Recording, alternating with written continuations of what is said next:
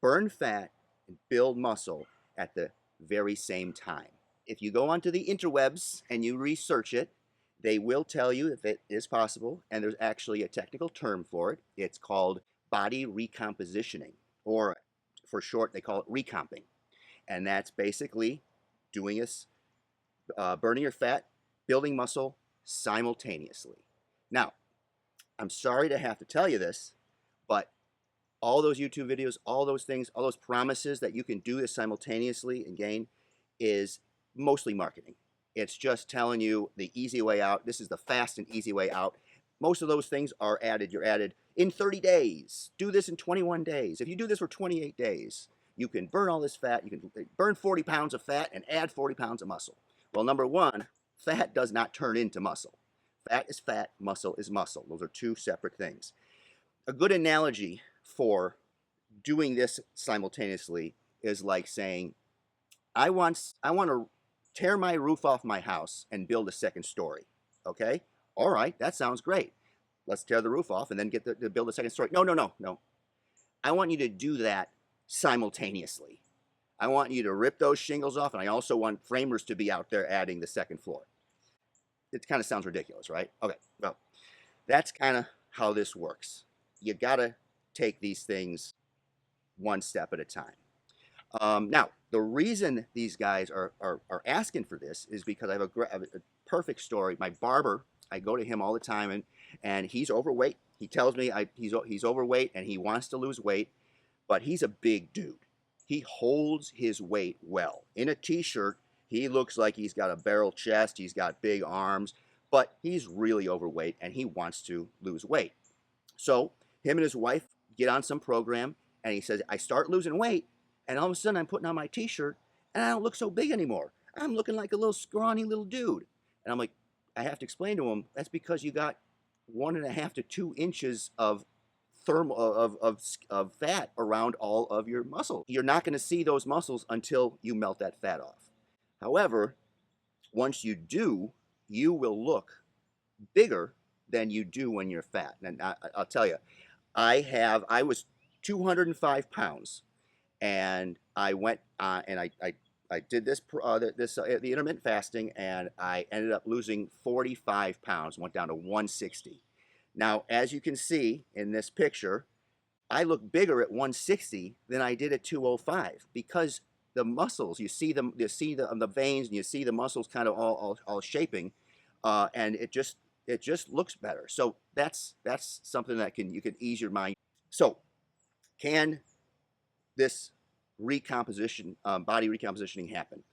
It's naturally, as a 40 or 50-year-old man, you are in for the fight of your life. I want to say it's impossible, but miracles can happen.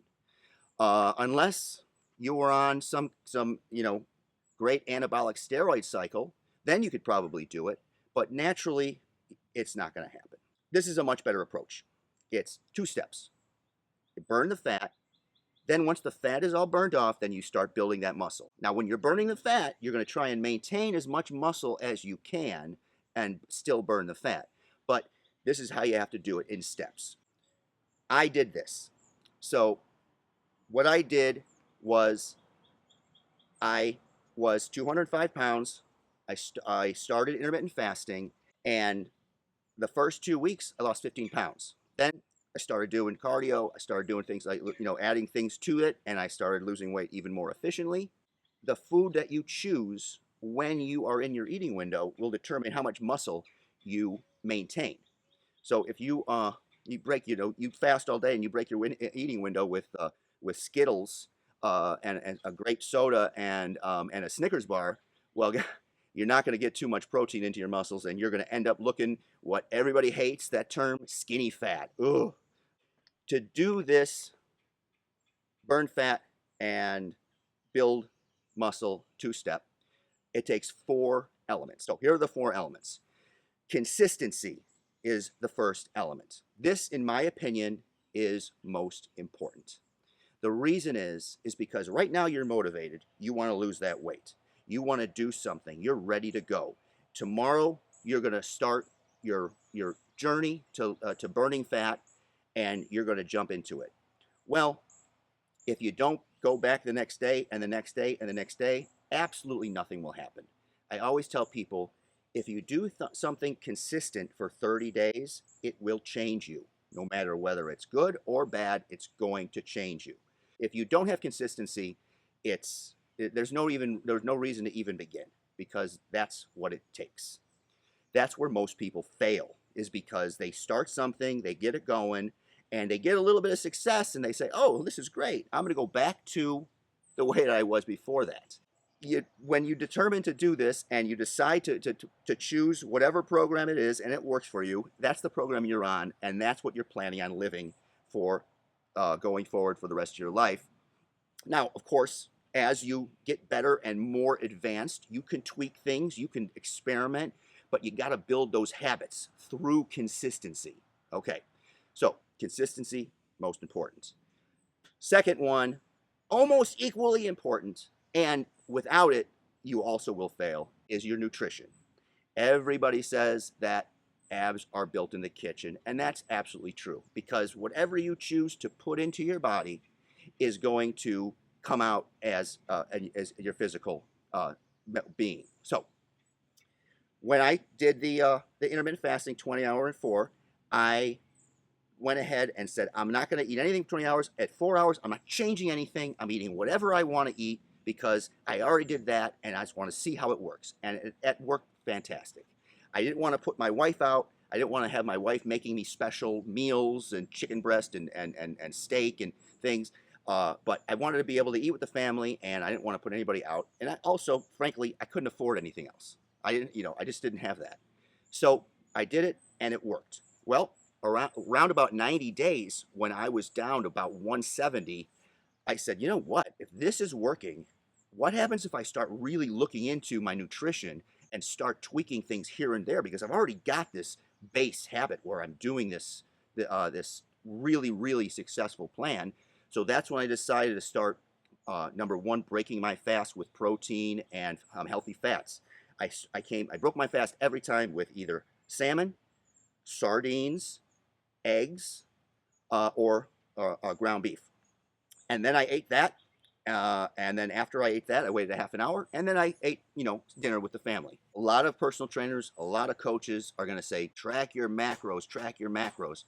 And there is absolutely a lot of importance about tracking your macros. But in my program, I was a blue-collar worker, 50 years old, working 40, 50 hours a week, 7 kids. My wife stayed home. I had nothing but work and chores. I owned my own house, so I had chores at home. I knew deep in my soul that I was not going to be tracking my macros in a notebook. So I never did it, and it's proof right here that you don't really have to track. It's absolutely true that you have to choose correctly. So knowing what to eat is way more important than tracking what you eat. You're not going to be on a bodybuilding stage in a competition trying to get down to 1% body fat. You just want to lose the love handles and be able to fit in your jeans again, and maybe wear a t-shirt or a tank top, go to the beach and not be embarrassed to take your shirt off.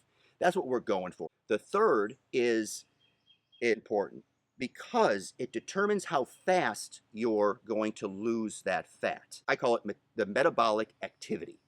Metabolic activity is what you're choosing to do to get your heart rate up and to accelerate this fat burning. So what I did was I started lifting weights. I walked in the gym. I did a workout for 30 minutes. Very, very, very simple. I did upper body, lower body. I didn't really, I pushed myself. And as I progressed, I added weight and I got stronger, and I just was consistent, and that worked. I also added 2 days of the stair mill. Now, I did the stair mill because it was the most difficult, and I wanted to accelerate that fat loss the most. So I did 30 minutes on the stair mill. You start at real slow and stop when you have to, but you just get that 30 minutes in, and then you go on. Now, when I started the stair mill, I'll tell you, I think I got 10 minutes, and I was done. So what I decided to do, and I was determined to do, was Tuesday I went, my first time. I set it real low. I got 10 minutes and I had to get off because I was dizzy. I waited till Thursday, I went back, and I said, I'm going to get 10 minutes and 1 second because that is progress. It doesn't matter. 1 second is progress. And then on the next Tuesday, I'm going to get 10 minutes and 2 seconds. Now, of course, I accelerated a lot faster. I ended up getting like 12 minutes and then 15 minutes and then 20 minutes. You know what I mean? But all you are going for is 1 step forward. That's it. So metabolic activity. Now, I'm telling you right now, 2 or 3 years from where I started with this intermittent fasting and the exercise, if I were to start now and I know what I know, I would not choose the stair mill. What I actually would choose, and what I consider one of the greatest workouts for burning fat and a total body workout for men, especially in their 40s and 50s, is called rucking. Rucking is extraordinarily simple. You put some weight in a backpack on your back and you go for a walk, and that's it. I use about, I started with 25 pounds. Now I use 45 pounds. I put it in a backpack and I just go for a walk. You can walk for 30 minutes. You can walk for 45 minutes. You can walk for 10 minutes just to see. But you're going to get every single muscle in your body is going to be engaged. It's extraordinarily low impact, so you're not going to have to worry about your knees. And I found that if I did the stair mill, no knee pain. If I were to choose now, at the beginning of my journey, I would go for rucking, because all you really need is a pair of shoes, a backpack, weight, and a sidewalk, and you are good to go. So there's absolutely no excuse for you not to do it every day. Okay, so those are 3, and the last one, number 4, is accountability. You want to see if you can find an accountability partner. Now, this is why guys will hire a coach, will hire a personal trainer, because not only are they going to give you the information and the education you need and give you the program that you need, but they're going to hold you accountable to work out. And without accountability, and you're going to quit, then it's a complete waste of time. And because when I had a workout partner, on the days that I didn't want to work out, he wanted to work out. And the days he didn't want to work out, I wanted to work out. So we balanced and we both pushed ourselves. Plus, in the gym, if you are lifting with a workout partner, you can do all kinds of extra things with spotting and with support and things like that. And you push yourselves. You talk. It's really, really good. As for how important accountability is in getting success in something like this, let me just refer you to any 12-step program that you see. Now, when you're dealing with addiction of any kind, that's probably the hardest human craving that you can conquer. And a lot of people fail at it. But the ones that do succeed and the most successful programs are those 12-step programs. And what every 12-step program has in common, you get a sponsor that holds you accountable. And that's it. And that's one of the reasons that they're successful, because you got somebody out there that's like, hey man, you need to get right, you need to stay right. Call me if you need anything. Now, accountability partner in the gym is not as serious as a addiction sponsor of accountability, but I was just using it as an example to show how important accountability is in our human nature. So that's it. So let's recap. The 4 elements are consistency, nutrition, metabolic activity, and accountability. All right? So start burning fat, and then when you get down to your goal weight, we'll start building muscle. All right? How's that sound? Now listen, if you enjoyed this video, if you found any value whatsoever, please like and subscribe. Give me some comments as to what you've decided to use for your metabolic activity below. And I really believe in you. I think you're gonna get this done.